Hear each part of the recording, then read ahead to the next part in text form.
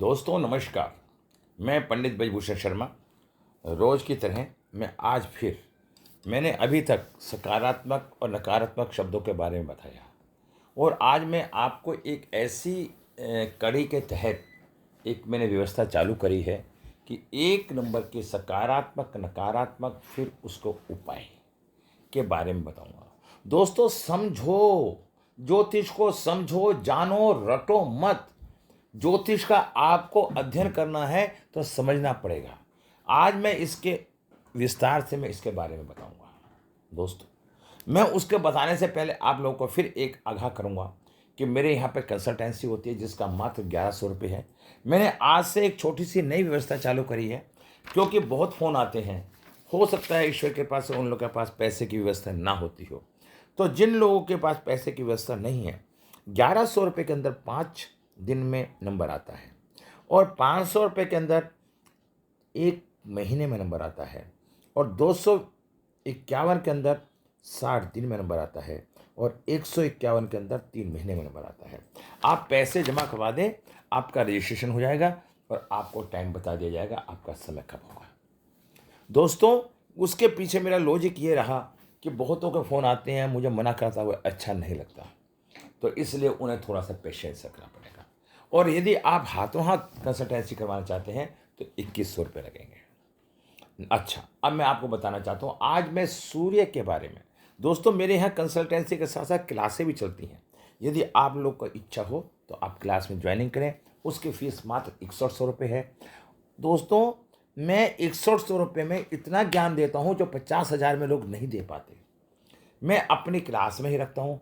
मैं एक ही आप लोगों से अनुरोध करूँगा कि एक बार फीस देने के बाद आपसे बार बार फीस नहीं ली जाएगी। दोस्तों अब मैं सूर्य के बारे में आपको चर्चा करता हूँ। सूर्य ग्रह क्या है? दोस्तों मैंने कल भी बताया था कि 5000 सदियों से ये व्यवस्था चलती आ रही है। अगर जो चीज़ सत्य नहीं होती है तो अब तक फेल हो गई थी। वेदों की एक चक्षु है, आंख है जो देखती है, करती कुछ नहीं। ये एक शीशा है जो आपकी गलत कमियों को बताता है, शीशा करता कुछ नहीं।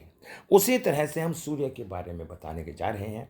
सूर्य एक प्रकाश है, लाइट, एक एनर्जी है जिसमें इंसान दिखता है।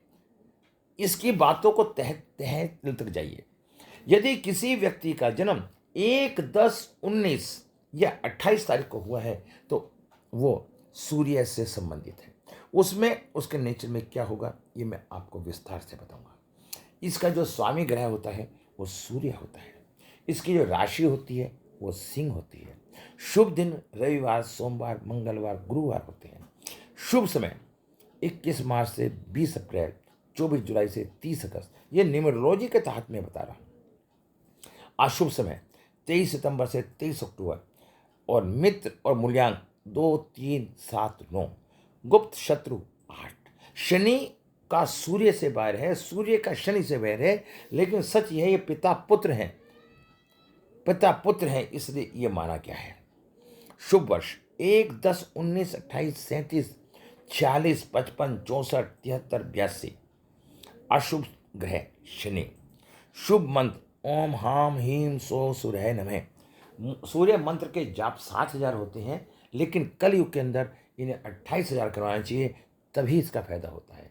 शुभ रतन मानिक होता है और भाग्य रतन मूंगा होता है। अनुकूल देवता सूर्य होता है और शुभ धातु सोना तांबा होती है। शुभ रंग लाल सुनहरा पीला, अशुभ रंग नीला काला, दिशा पूर्व होती है।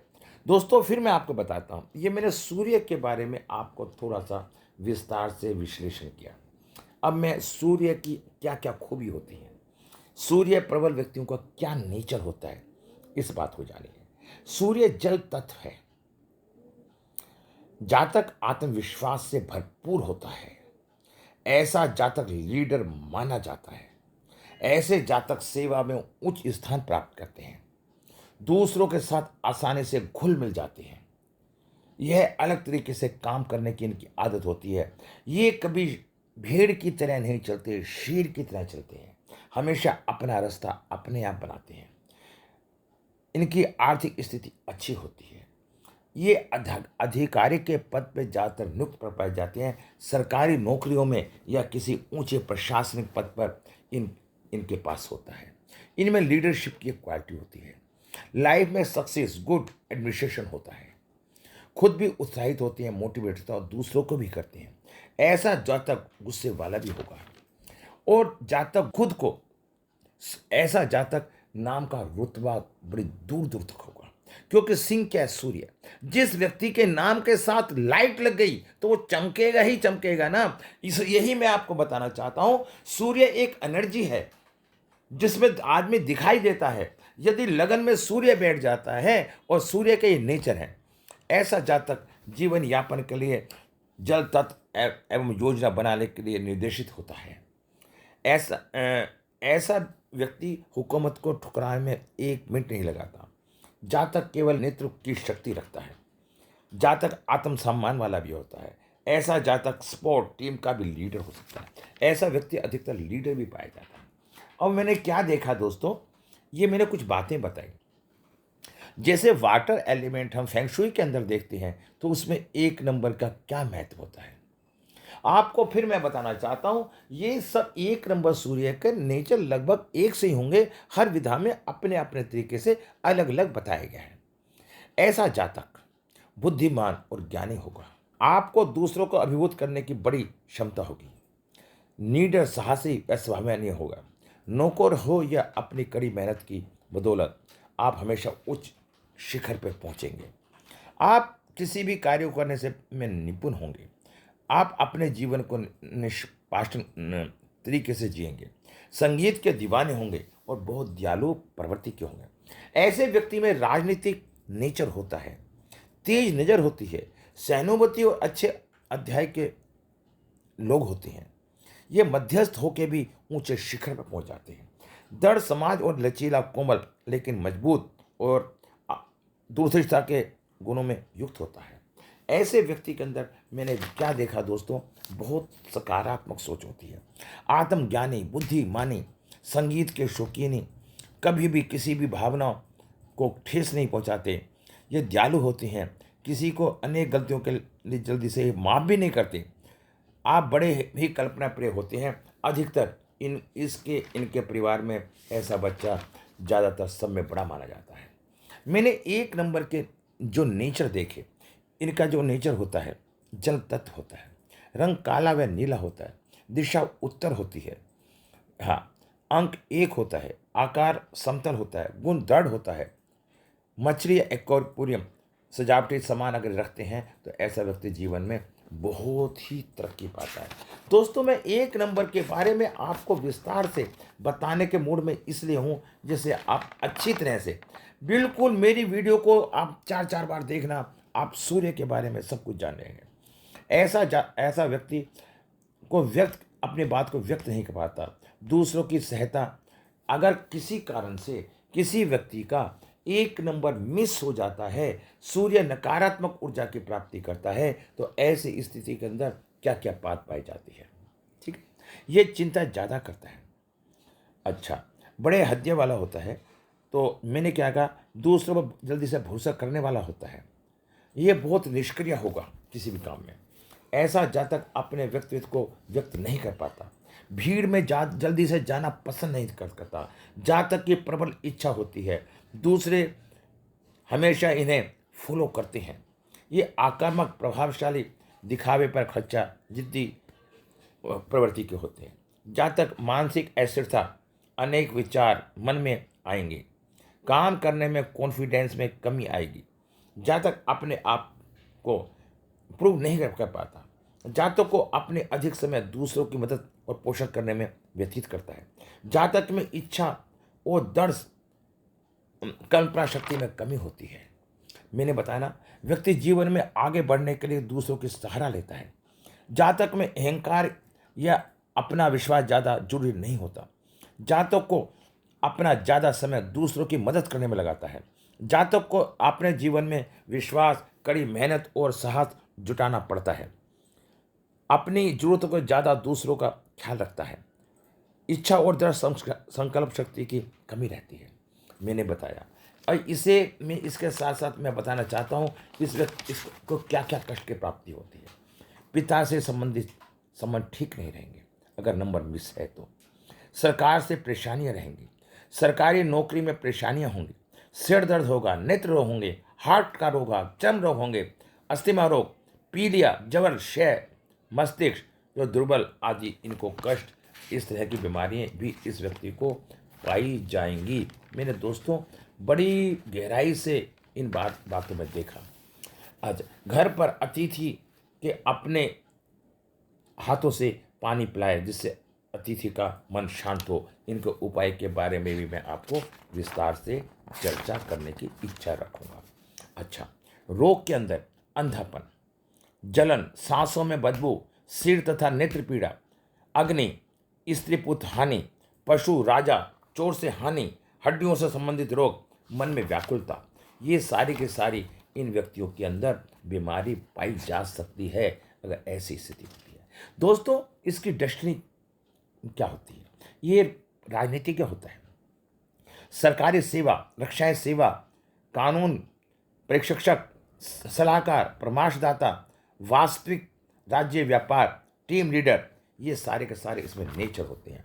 अब दोस्तों, इसके बाद में उपाय के बारे में आपको थोड़ा सा विस्तार से वर्णन करता हूँ।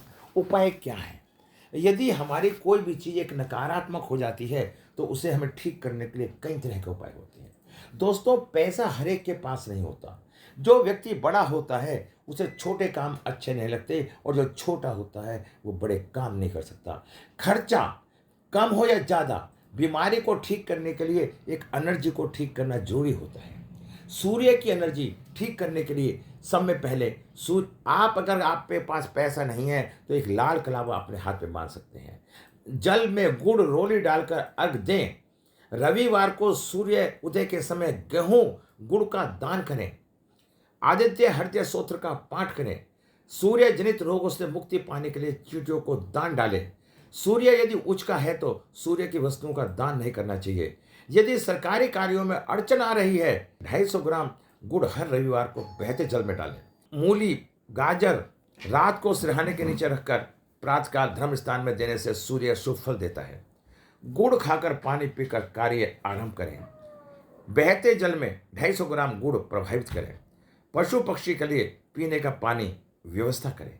देखिए दोस्तों, अगर हम सूर्य की एनर्जी से संबंधित जो भी कार्य करते हैं, घर में माँ पिता की सेवा करते हैं, बाबा की सेवा करते हैं, माता की सेवा करते हैं, एक मुखी रुद्राक्ष भी पहन सकते हैं, विष्णु भगवान की पूजा करें, मंत्रों का उपचार करें, आद्य शब्द का पाठ करें, सूर्य मंत्र को ग्रहण करें, रविवार को लाल रंग पहने, लाल रंग का कलावा हाथ में बांधे और मानिक के रतन पहने, कमल फूल गट्टा, इस तरह का वो कार्य करने की प्रयास करें।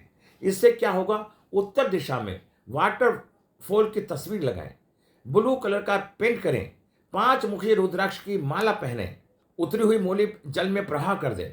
नॉर्थ दिशा में पानी का जहाज लगाएं, नॉर्थ दिशा में झरना लगाएं, नॉर्थ दिशा में फवारा लगाएं। शनि का उपासना करें, तिल का तेल चढ़ाएं, शनि ग्रह भी इसमें ठीक हो जाता है। सूर्य की उपासना करें। मैंने आपको विस्तार से बताया। सूर्य यंत्र की भी स्थापना करें। सूर्य यंत्र सोने के अंगूठे में खुदवाकर दाएं हाथ की अंगुली में डालें। यदि दोस्तों किसी को उपाय से संबंधित कोई कार्य करना है तो व्यक्तिगत रूप से मेरे से संबंध बना सकता है। वैदिक ज्योतिष काफी बड़ी है।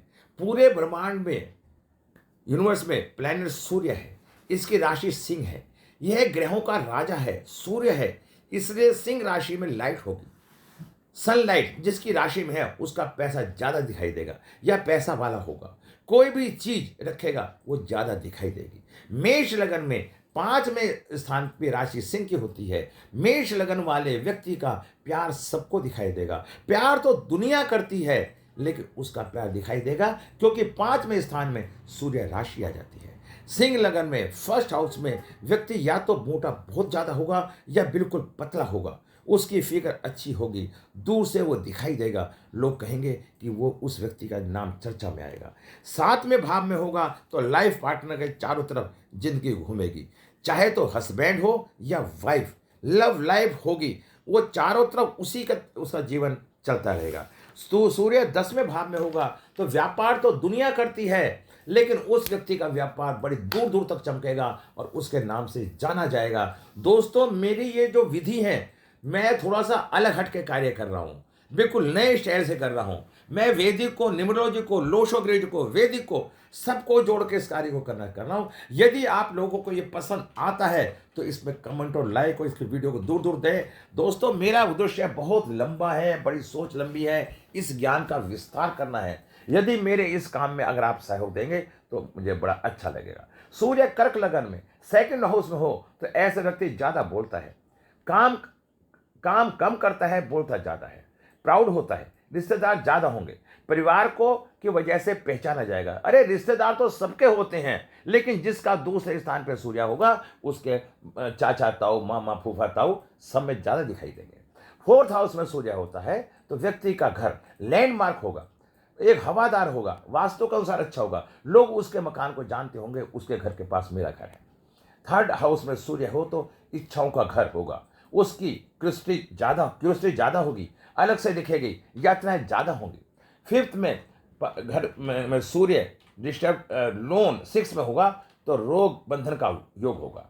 और 11th में सूर्य होगा तो इनकम, बड़े भाई के द्वारा इनकम अधिक पाई जाएगी। दोस्तों, धीरे धीरे वीडियो बहुत लंबी होती जा रही है, बताने के लिए तो अभी मेरे पास बहुत कुछ है, लेकिन मैं सिर्फ एक ही बात को बताना चाहता हूँ। यदि आप ये कड़ी मैंने आज सूर्य से चालू करी है और राहु केतु तक 9 वीडियो बनाऊंगा। यदि आपको अच्छी लगती है तो इस वीडियो को अच्छे तरीके से देखें और सुनें और वो करें, और मेरे चैनल को सब्सक्राइब करें। और मेरी क्लास में एडमिशन लेना चाहते हैं तो 1 तारीख से मेरे यहाँ एक नई क्लास चालू हो रही है, ठीक है। तो यदि किसी को एडमिशन लेना है तो एडमिशन ले सकता है। नमस्कार, जय हिंद, जय भारत।